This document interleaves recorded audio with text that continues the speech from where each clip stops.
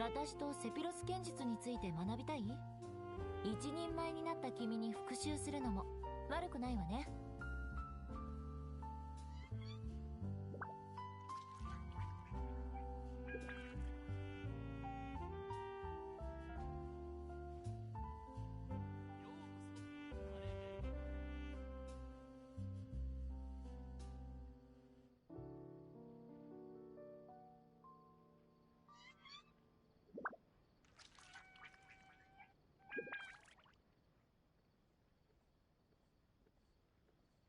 騎士と貴族のしきたりは似ているわ。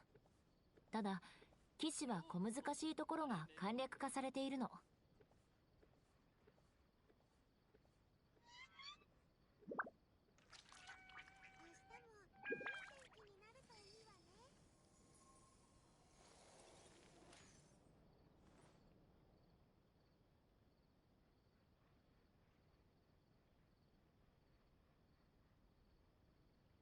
うこそパレメルモニアへ。明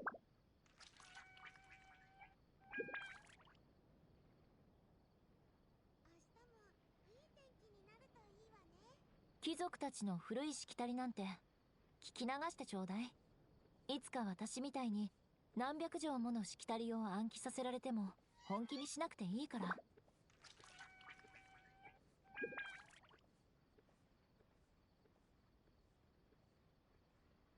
うこそパレメルモニアへ。明日もいい天気になるといいわね。ようこそパレメルモニアへ。私とセピロス剣術について学びたい？一人前になった君に復習するのも悪くないわね。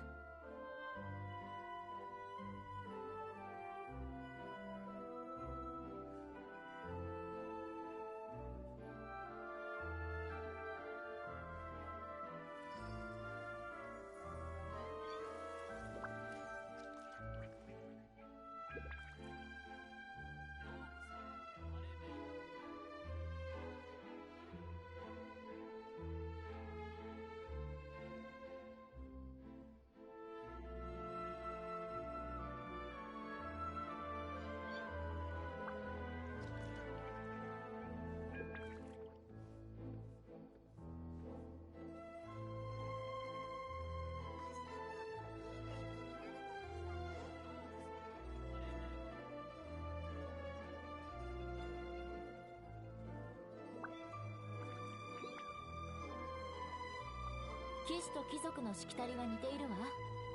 ただ騎士は小難しいところが簡略化されているの。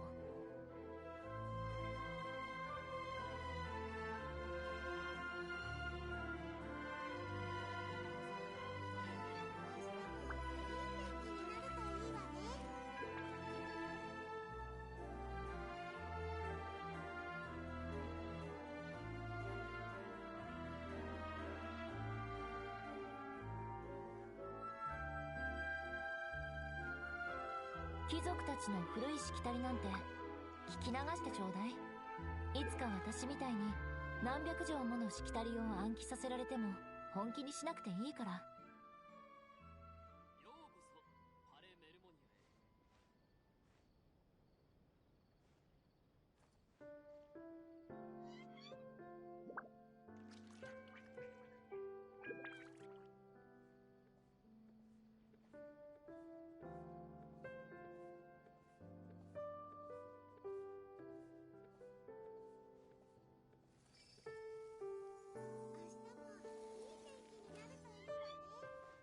ようこそパレメルモニアへ。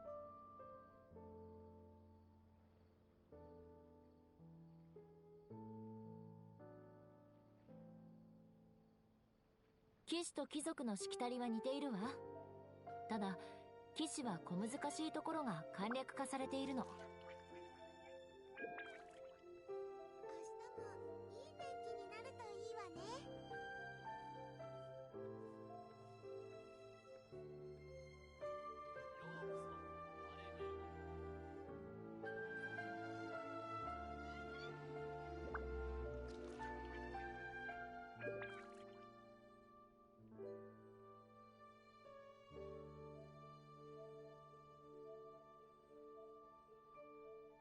私とセピロス剣術について学びたい？一人前になった君に復習するのも悪くないわね。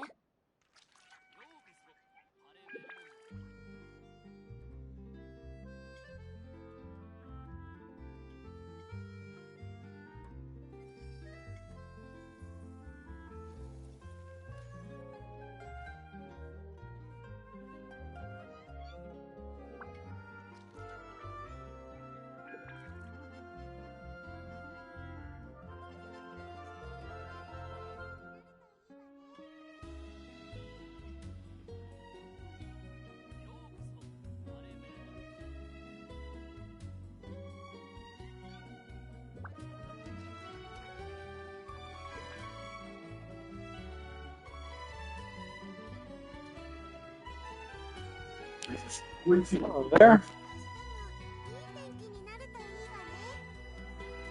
Oh, I'm doing well. How about you?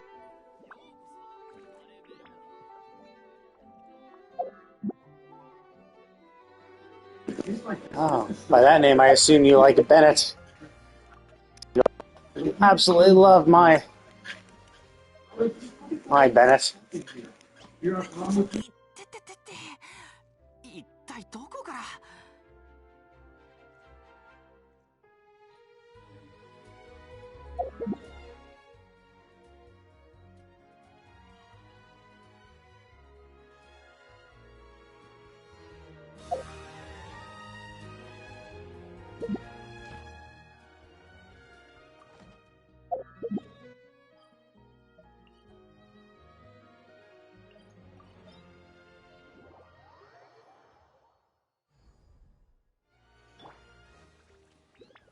難攻不落。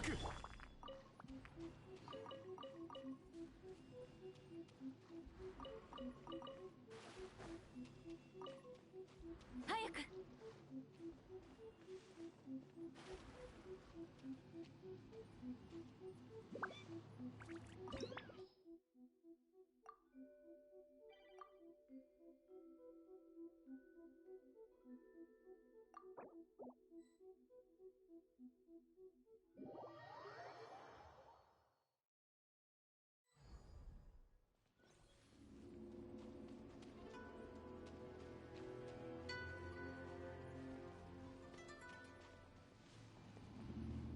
えい。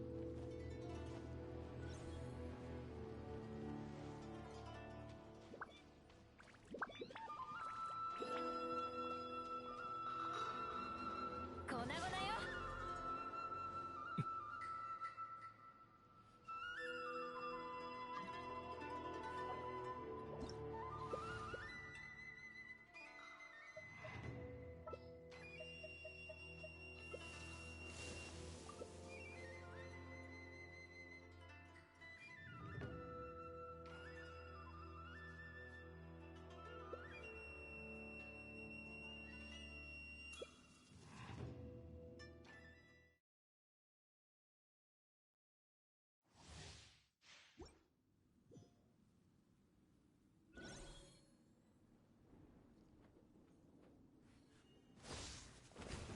裁きの雷。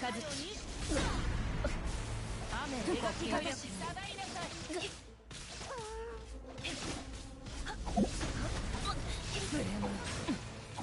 や、形は。愚か。見切りました。無力。ここより弱滅の時。私は帰ってきた。やきました。この剣はわかるかい？逃げ道はありますよ。稲光、すなわち永遠なり。そこ、ライン、永遠の土。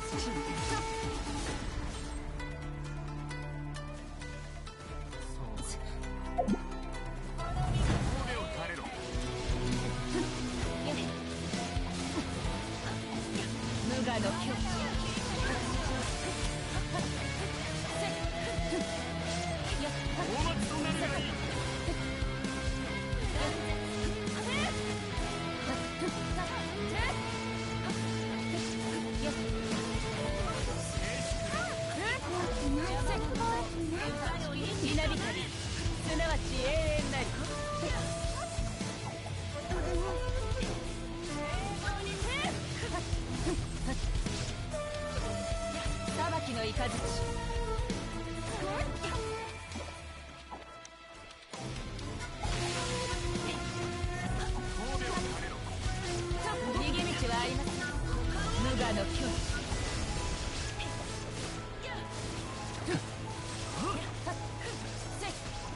Pretty much.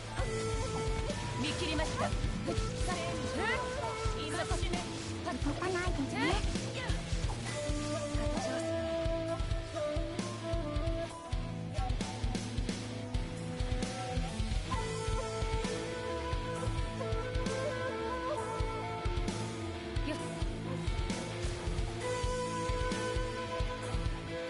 逃げ道はありません。稲光、すなわち永遠なり。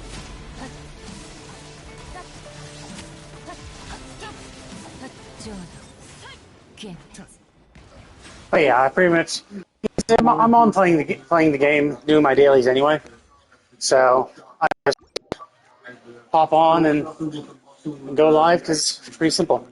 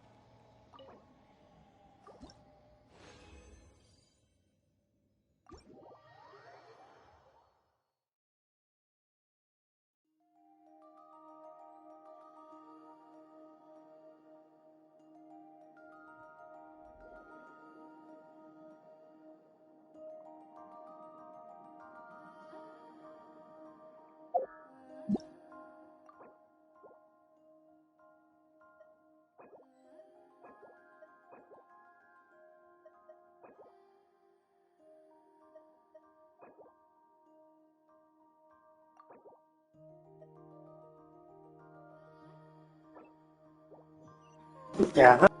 Being the host, you can't kick them out.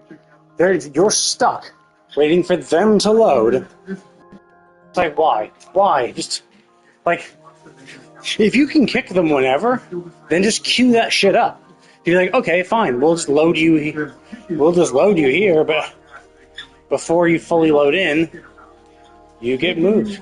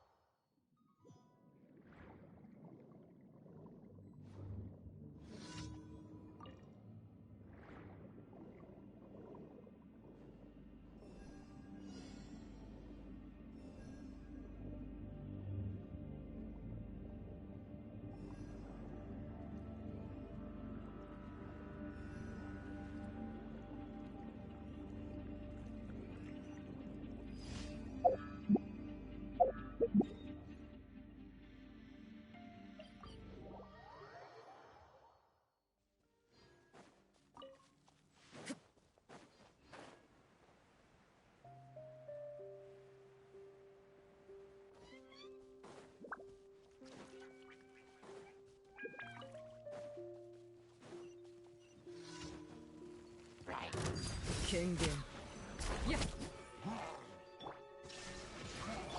次痛がっちゃいない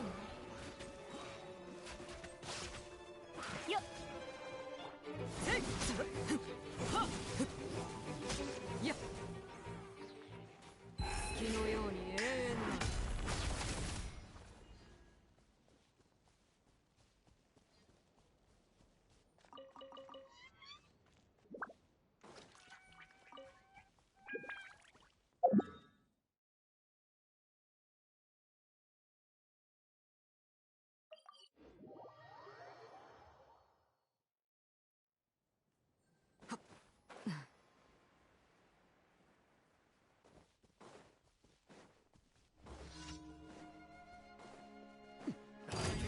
貫こう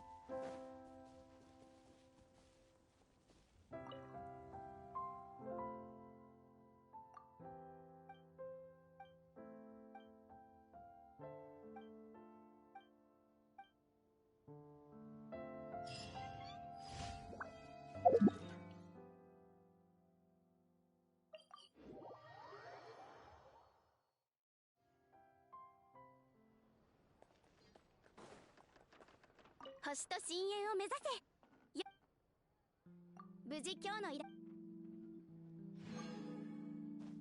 星と深淵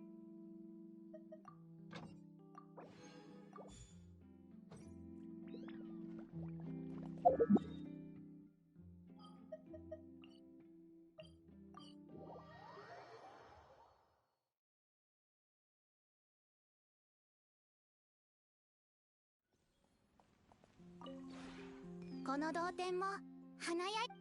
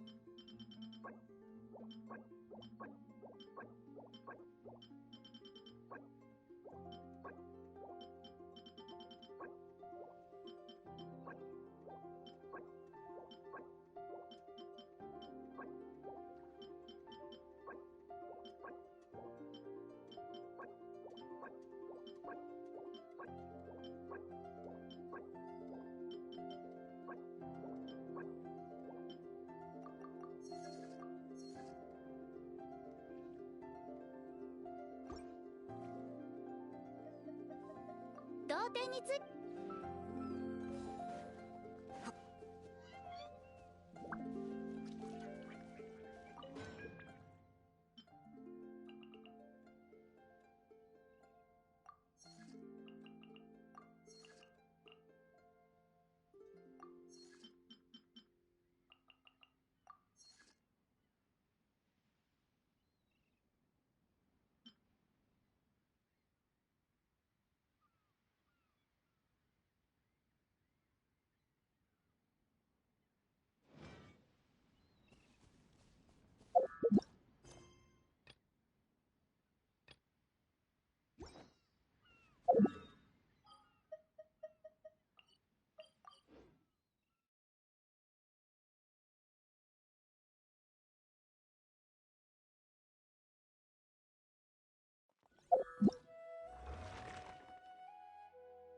Oh shit! I forgot about this.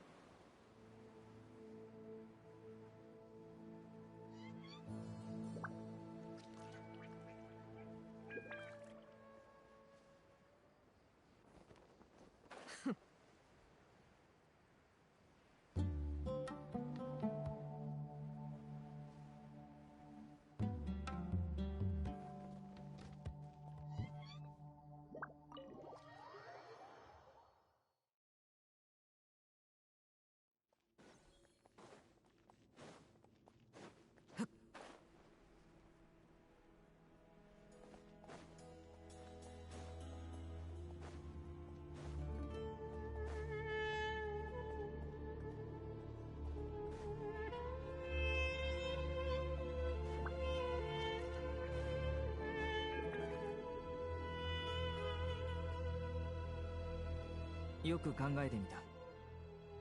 先生の性格からして砂漠に一人で来たということはもう戻れない覚悟。先生は好き嫌いが激しく独断的な人だ。おそらく逃げようと説得するのも難しい。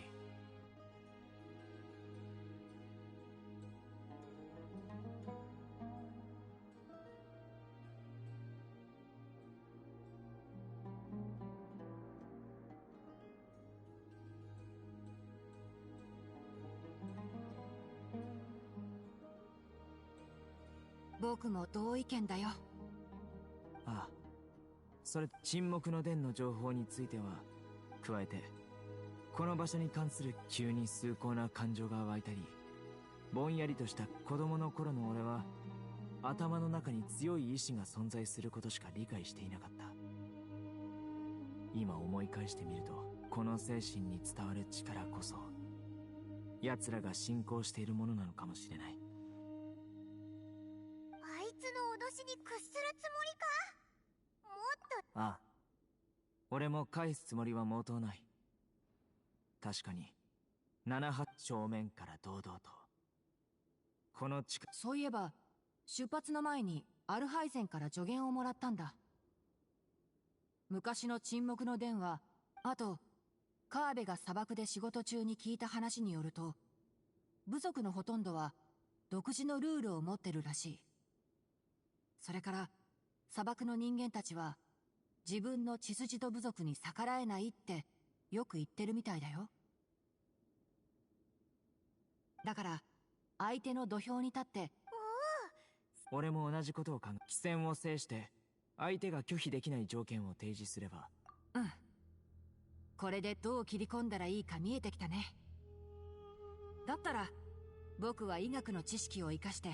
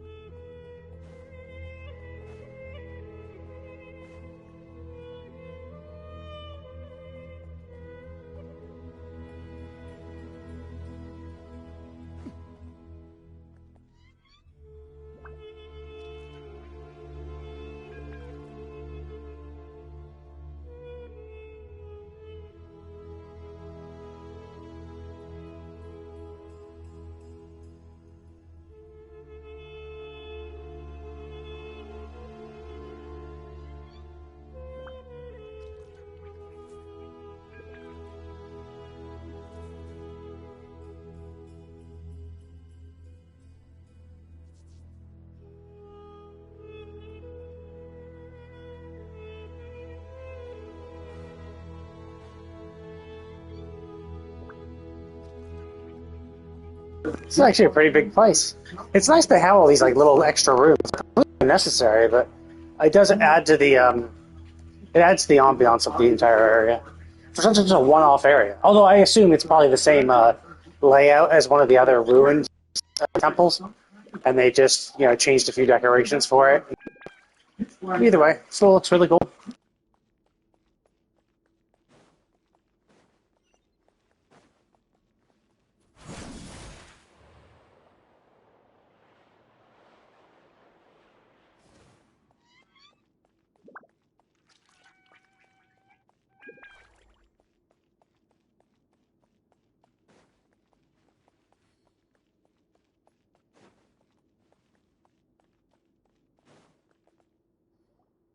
待たせたな、セトス。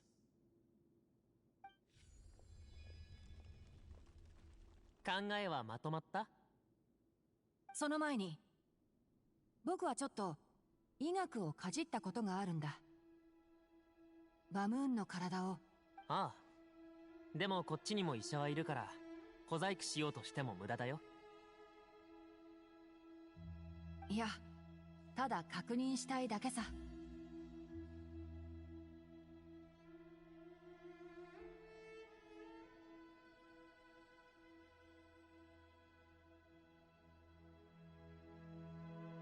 そう、静かにね。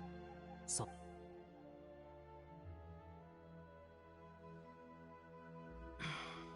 外で話そう。バムーンは深い昏睡状態にあって、容体はあまり芳しくない。若い頃にひどい怪我を負った後、過労のせいで病気にかかり、年を取って体が衰え、残念ながら彼みたいな人は僕もよく見てきた。とっくに知ってたよ。お前はバムーンの継承者だろ。彼のことを条件を言え。バムーンの目がまだ見えてるうちに決着をつけよう。そうだぞ。実を言うと、君たち二人はどちらも似たような状況。しかも別の世代のトラブルなんて。君の言う通りだ。このセノ、君の言い分を認めるよ。ヘルマヌビスが初めてトゥライトゥーラに着いた時、決闘に参加したと言われてる。その人たちは後に沈黙の殿の一員となった。これが僕たちの理にかなってる。君もヘルマヌビスの力を宿していて、沈黙の殿と深い関わ3対3だね。ただ条件がある。君たちは攻め手として参戦全勝しなく。ジュライセンが罰令を持ち去ったのをじいちゃんは許した。でもそれはじいちゃんが道場から望むところだ。もし俺が勝ったら沈黙の殿はお前が勝ったら。ああ、約束だ。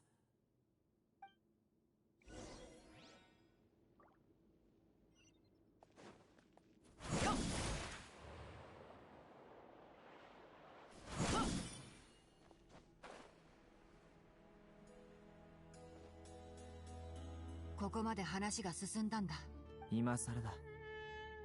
先生がこっそり家を出て行った時からもう戻る道はなかった。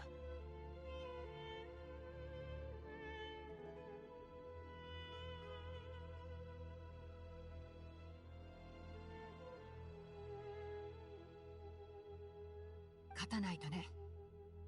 大マハマトラにも君自身。そうだな。それ。大マハマトラにもそうだな。おう、その息だ。うん。僕と旅人は。俺もだ。砂漠の文明は非常に古いもので、様々な理由で心の病は全ての根源だ。バムーンが気にしているのはそれだけじゃない気がする。全ては明日決着がつくだろう。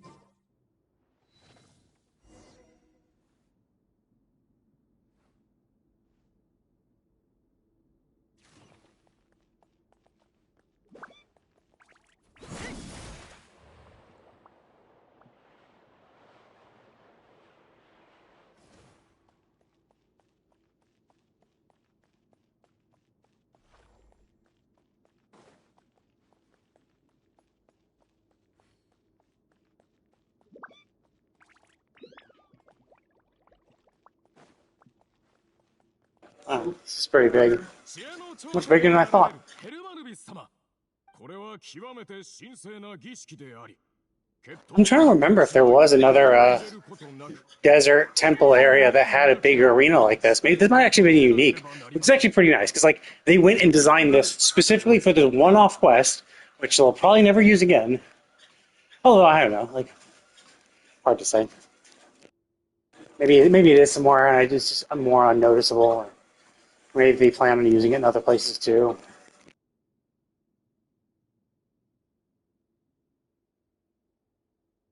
そして今回、沈黙の殿陣営は守り手となります。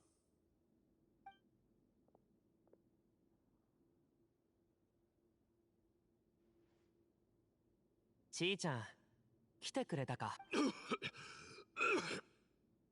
自分が何をしてるかわか。対して、教令員陣営は攻め手となります。準備は万端だ。それでは双方、ここでは来る者も去る者も問わず、勝敗が決するまでヘルマヌビ。僕も同意見だ。旅人は強い。先陣を切れば。ならその次はティナリに任せる。うん。こっちは決まった。こっちもいいよ。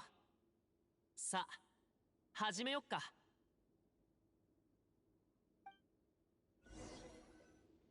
第一戦の選手前へ。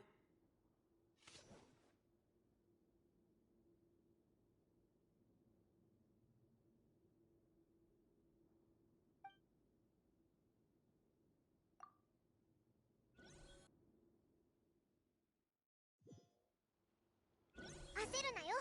安全第一だからな。おい、そこの嫌なやつ、そいつを怪我させたらオイラ許さないからな。あっちの観戦席ちょっと騒がしいね。ほっとけ。やっさっせっとやっちょふっせふっやっふっはっはびこれと。第一戦は早くも終わり、続いて2戦目の選手の登場です。準備ができました。始めよう。気をつけろ。うまくかわせ。頑張れ。試合前に水分を補給していた。多分大丈夫だろう。音が聞こえる。せい。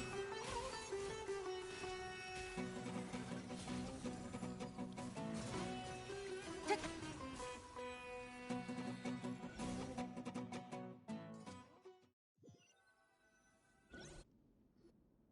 第2戦終了。準備はできてる。僕もだ。これがこたびの儀式の準備ができました。僕はヘルマヌビスの力の適合者であり、長きにわたり我ら沈黙の伝はヘルマヌビスの御心に従い続け、その日を守ってきた。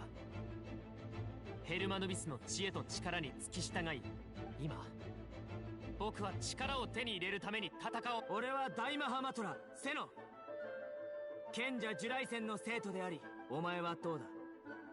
まだ口にしていない言葉があるだろう。崇高なる血統である。誰もがこの血統のじいちゃんは聡明な指導者でありながら、血にまみれた名を背負う僕たちはずっと信仰に縛られてきた。でも時代は変わって、今のスメール人はより幸せに君のことを思い出したよ、セノ。ヘルマヌビスの罰令にはそれぞれ象徴がある。多分僕たちの得た罰令の象徴が違うから、違いが生まれたのかもしれない。俺は戦士である前、俺という君も僕もヘルマヌビスの器だけど、完全にそうというわけじゃ。君ならきっと僕の質問に答えられるだろう。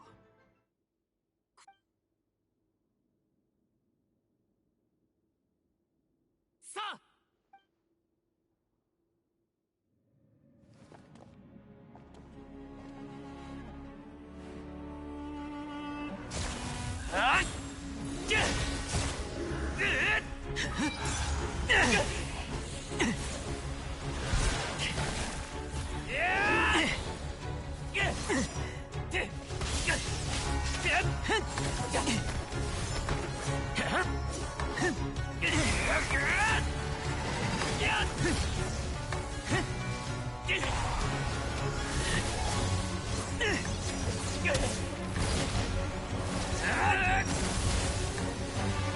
これが全力か。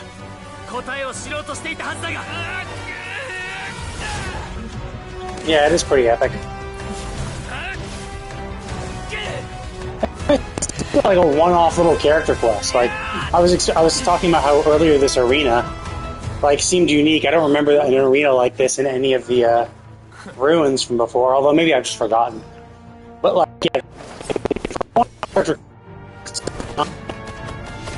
you know, like completely unique area, and all, you know, and the cutscenes and the story is not necessary at all. It's pretty cool that they, you know, did it.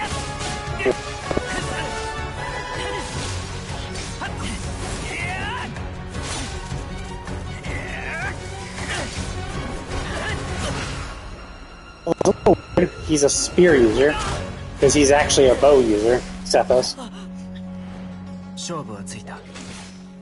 まだやるか。君の勝ちだ。もう答えは見つかったようだな。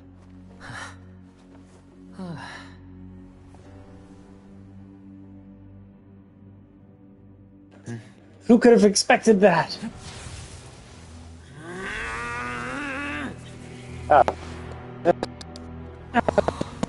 From before, because they had mentioned that he's probably gonna give it back or something. Oh, I guess not. They had mentioned before. It's like, oh yeah, we had these fragments, and when we were deciding what to do with them, they were about to break apart, so we put them in these two children. But like nothing about that made it seem like, oh, like this is a normal process. Like, what made them think that they could just extract it and put it into the person so quickly? It was kind of weird. Like, they were making like assumptions. They essentially didn't explain a bunch of shit because they're like, fuck it, no one's gonna pay attention. And then, to be fair, it doesn't really matter. 親王アフマルに仕えた。親王の逝去後、ヘルマン・ヌビス様は信者たちを連れ、長年祭司を務めたティナル人とトゥライトゥーラに沈黙の殿を設立した。それが我々の始まり。その役目はキング・デシェレト文明が残した知識を守り管理することだった。100から100数十年後、砂漠で動乱が起きた。砂漠の王たちが次々と戦を始め、わずかに残された文明も戦火によって滅んだ。知恵の国トゥライトゥーラだけがティナル人の導きのもと災禍を免れた。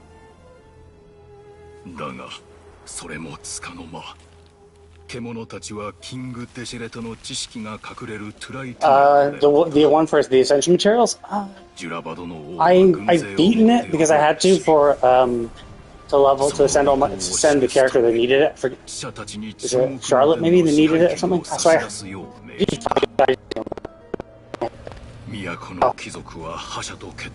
no. I still. I did the other three, but is it named? I knew it was the seahorse. Like I'd seen it and I knew where it was. I haven't actually fought it. 沈黙の殿は孤立無縁に陥った。我らが孫子はキング・デシェレトの知識にあった汚染の拡散を防ごうと党に力を使い果たしておった。あの方は沈黙の殿を存続させるためその身を砕き力を継承する義により人に憑依した。沈黙の殿が覇者の軍を退けたのもこの力のおかげだ。しかしわしらが英雄扱いされることはなかった。未知の力を砂漠の民は畏怖しのけ者にしたのだ。やがて沈黙の殿の者はトゥライトゥーラのティナル人と共に砂漠を離れウリンに入った。その後は想像に難くないだろう。トゥライトゥーラの貴族は滅ぼされ戦火は砂漠を焼き尽くした。そしてわしらは秘密と使命を背負い身を隠して流浪するようになった。Yeah, and the only thing I remember for the Geovishap was the blast downward where he the shield からウリンへ向かったが不信感から砂漠へと再び戻った。長い出来事だ。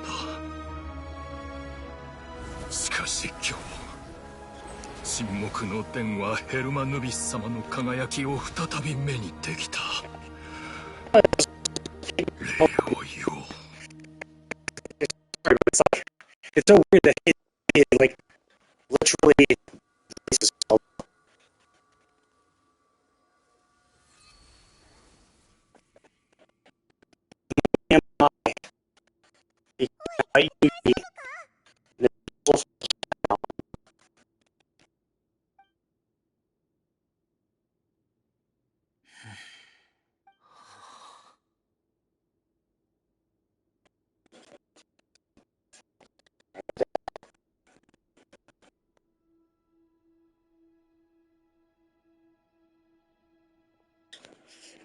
Well, it's the mic in my controller. I'm playing on my PS5, so it's as good as it is. It also might be fucking up because I'm muting and unmuting it. I mute it when I'm not speaking directly, just because of my treadmill. I do my streaming, like I do some of my streaming at least when I'm on my treadmill while so I can do my dailies, get a nice little walk in. Doing my dailies kind of gets me longer than I would. Normally, I might only get like a 30-minute walk in if I was just doing it myself, but like I'm in this quest. Oh man, I'm doing this now. Almost an hour. セトス あ So, りがとう。じいちゃんとの思い出を懐かし but む yeah, だ like けだよ。 there's a few things that didn't really make sense. It didn't believe it. It's like, it doesn't really repeat things. They every now and then they do it. They just like, you know, fuck it. Let's ignore common sense and just move forward. Like I don't know if you did the Chiori quest. Chiori quest was like a really obvious example of it. But like when you did the Chiori quest, she's doing this whole thing, doing this whole fashion thing. Oh, I need to bills to make a new dress or whatever. Well, I mean, obviously she's she owns a store, and her side quest was, oh, okay, there's this upcoming fashion event, and she wants to, show off her shit, and like I guess win an award or just show it off or whatever. But someone's making bad news about her, so all of her suppliers have said, oh no, we're not going to supply you shit right before the whole big event happens. And so here we are in her. It's like, oh shit, we can't get any supplies. Okay, please destroy all the clothes I have here, and we'll use those as materials for new dresses. Completely forgetting that in her boutique, in her shop, the entire wall full of clothing, like wall to wall full of supplies, like rolls of cloth, rolls of the design of her boutique filled with materials, but we have to actually destroy clothing to get her the materials she needs to do her event. It's just like, what?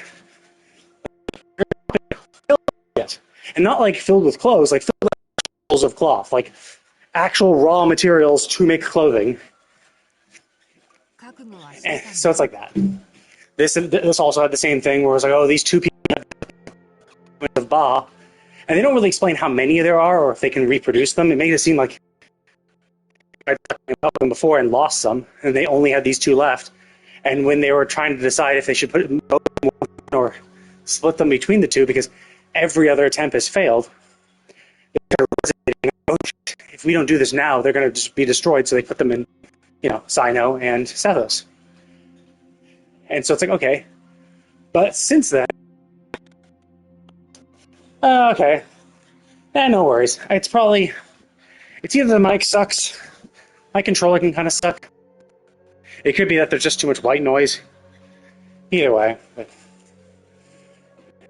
But, じいちゃんの体はもうボロボロだった。 I can't tell if it's my. I can't tell which. I have a few controllers. Sometimes, and it's not even like all the time too. Sometimes it's just bad luck. じいちゃんが見てるな。 これからどうするつもりだ Yeah, basically. So she was like, yeah, we shop filled with materials, like wall to wall. They designed it. Like the person who designed the shop makes it look really nice. It's a really nice looking shop, but like on the shelves are accessories for clothing, And then there's a few like fully made outfits. But as part of the quest, we have to destroy the ready-made outfits to get materials. Where it's like your entire shop is filled with materials, not have materials. But they were just like, well, we want you to destroy it, to move the plot forward. It's more make it more impactful. It's like, yeah, we had to destroy these things. Oh no! Like, look at like what horrible stakes. But, like, clearly, and the story didn't really talk to the person who designed the shop. So it's like, yeah, maybe you should have had two shops, one that had empty shelves and one that didn't. And but same for this. It's like, yeah, they put the Ba fragments of Ba in these two people. They years later, they're like, oh, hey, you know what we got to do? We got to remove your fragment and put it into him. But well, what makes that's possible? Like, why do you think that is possible? Like, every experiment you had before putting it into you failed. Why, 20 years later, do you think all of a sudden this is now possible?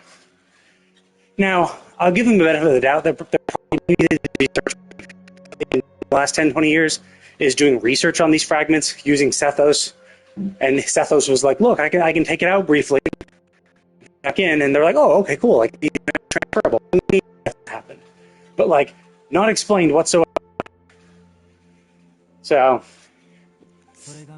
and then of course he takes it out and like gives it to him. It's like, and there was also like the weird thing is like, okay, well, like, once he moved the fragment, like, couldn't that kill him? Isn't there the possibility he could die without that fragment? Like, he's had that fragment since he was a child. Like, maybe he's, you know, bonded with it. Maybe like that power is sustaining him, and maybe removing it will leave him horribly weak or have him die. Like, this is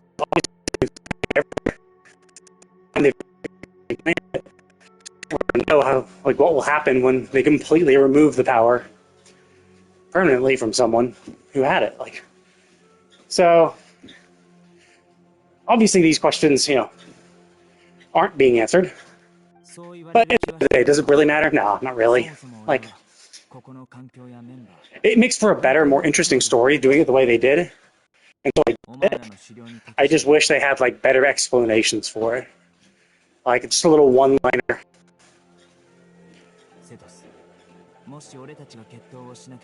Like explaining, oh, we had done experiments and I was able to successfully remove it and keep it in a jar for a few weeks. It felt perfectly fine. You know? Sure, whatever. Or if they were like, oh, we were able to replicate the fragments, right? So maybe after more prayer from these people, like maybe the prayer of these people generates these fragments. So it's not like a huge loss if one of them breaks or gets destroyed in these crazy experiments, right? Like, something like that would have been nice. But, like, you know, it's a minor thing. It's a slight, you know, plot hole.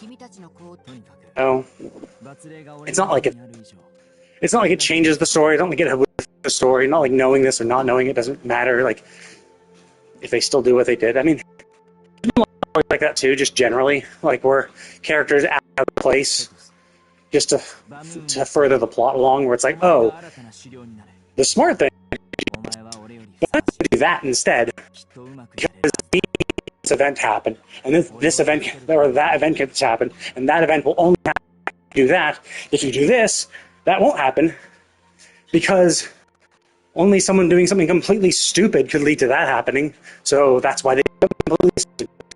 You know, make this cool, interesting event happen. Similar like this guy, like Cyno could have said could have fucked off. You're like, yeah, Sirius is fine. He wants to die here. That's cool. Obviously, it's like, it's nice of and sort things out and like resolve issues and shit.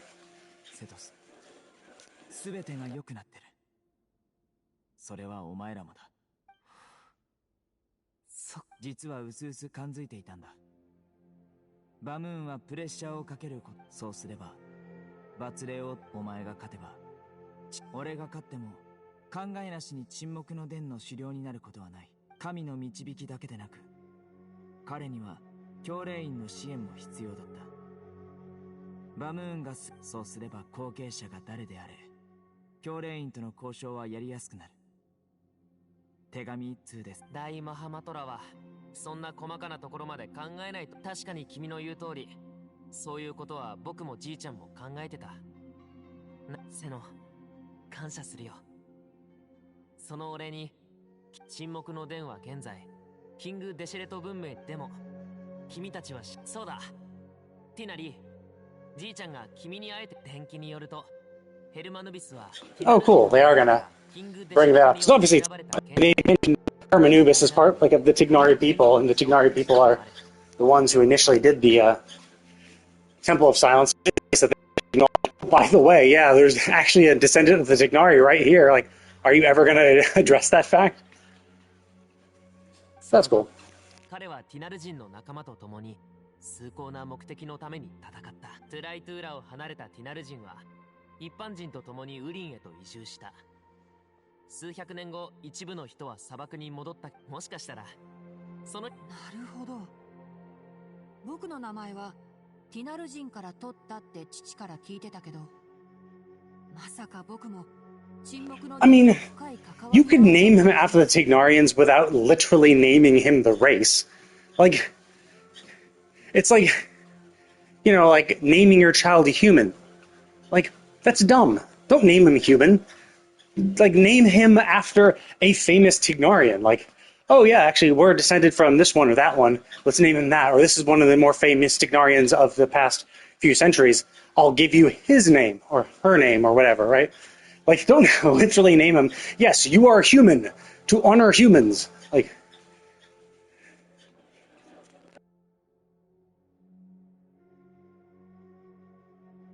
悪くないな。そういえば、ジュライセンはじいちゃんの寝室に。全てが君とバムーンの計画だったというのなら、彼はジュライセン先生に対して。 oh, you went Hyperloom for Lisa. I think, I mean, well, I have my, I have a few Electro. I don't know, I kind of go, I don't think I ever made one specific around Hyperbloom itself.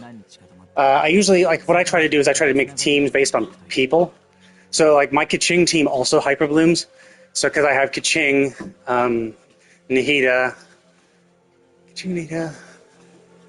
shit, who else? Oh, Kaching, Nahida, Kazuha, and Kokomi. And I think I also have some Hyperbloom in my child Nahida, Yai Miko, and Kuki Shinobu. So I get Hyperblooms from that too. Although mostly electrocuted, because I have two Electro and a Hydro Driver, but yeah. Especially since now they added more teams. So, like before, it was like there was a limited number of teams you could have. So you were just kind of go on reactions. This is my friendship team. This is the party I use to level up my friendship. Raiden and Yolanda are all I need. Generally, yes. Like, Kuki is just really, really useful. Simply because, like, she has really good electro application, and she scales well with elemental mastery, so it obviously helps for application as well. And she heals. So she heals the on-party person. So, like, that is super useful. So her little thing is an AoE around herself. That heals. And so when you do that, you're like, oh, cool, I'm healing. And it pulses out in an AoE and heals the active character. Like, that just is useful. And it pulses fairly frequently. So she's really, really good. Lisa's not a great electro driver simply because she doesn't she has to be on field to apply it, right? So like if you're making Lisa your main damage dealer, then yeah, sure, like that's fine. But the reason why Kuki's just generally good is because she's a support. And a good support at that, too. So it's like...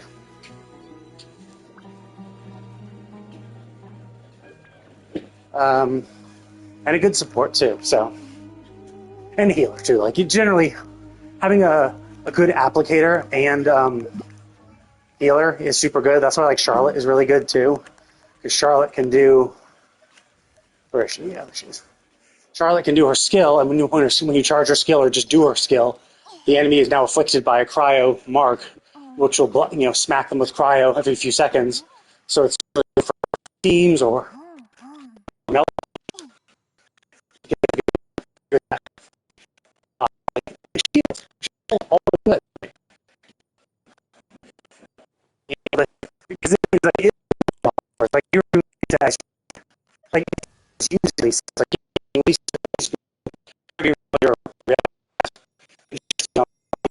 which means you have to build around her, and her being on the field often enough. I mean, all are burst too, which does electro application off field, but like she has enough energy to constantly get her energy up. So that's why she's generally like Dory's kind of okay. Her electric. I mean, it's like Dory would be considered much better if she had better application, right? Like Kookie's good because it's an AOE around herself, which means, and since you're usually in the middle, it'll apply to all of them. Whereas Dory, it's like you tether with her thingy, her lamp, which means you're only kind of affecting the tether range. So it's not, her application's not as good. But she does have healing and energy recharge. I mean, generally, so that's kind of what I've done, is I focused on characters. I mean, I've been playing a while, so I've like done a lot of shit, so I focus on like the characters I want. Actually, this is the only team I made around a reaction, because Nilo's Dendro cores, so obviously it's very restrictive in the party comp I can do, but like, I made a team because I was like, I want to try using Hazo. Like, I remember when I used him in my friendship team, when I was building up his friendship, I was using him for doing my dailies and stuff, and he was pretty fun to use. I actually enjoyed it. Tignari too, I got him in the standard banner. Yeah, let's make a party around him, especially since they added 5 more party slots, so I was like, yeah, sure, let's fuck around. Aloy too, like, yeah, like, because she's such a limited unit, like, no one has her, and she's kind of shitty, because even though she might be a star, it's hard to tell because her color is red instead of the typical gold or purple. She has no constellations and will never have constellations, so she's kind of like in a shitty state because pretty much every fourth, like, you know what, fuck it, let's try a party. Let's see if there's a party that could actually make her not suck. And then my Arlecchino party. And that's my friend. So yeah, I have my Mono Geo. Mostly focused on long. And yeah, this is focused on Dea. Like I pick people I want to play with, and then I just but anyway. I've been an hour. I'm walking for an hour and need to take a break. So thank you for showing up. It's nice chatting with you. I'm going to go ahead and log off now. But, thank you all for watching. I will see you all next